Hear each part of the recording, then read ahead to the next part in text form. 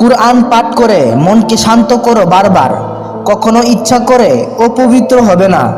আল্লাহর কাছে ক্ষমা চাইলেও তবু নিজের মন ও শয়তানের সাথে কখনোই পারবে না। তুমি তখনও বিপদে পড়বে যখন এড়িয়ে যেতে চাইবে না। কুমন্ত্রণা, পাপের আকৃষ্ট থেকে চেহারা ধৌত করো পানি দিয়ে এবং অপবিত্র থাকা অবস্থাতেও তখন কখনোই একা রেখো না নিজেকে। হেরে গেলেও আল্লাহকে স্মরণ করো এই দুনিয়ায়। তোমার যতক্ষণ আছে নিঃশ্বাস ক্ষমা চাও। শয়তানের আগে তুমি মনকেই দোষারোপ করো, তিনি অবশ্যই ক্ষমাশীল। সুতরাং আবার ফিরে আসো। তুমি প্রথমে ইচ্ছা করে পাপ খুঁজো কেন? আকৃষ্ট হয়ে মনকে পাপে করছো জুরাজুরি। গুনাহের আবেগকে তুমি তো প্রশ্রয় দাও। শয়তানের আগে তুমি পাপ করতে চাও তাড়াতাড়ি।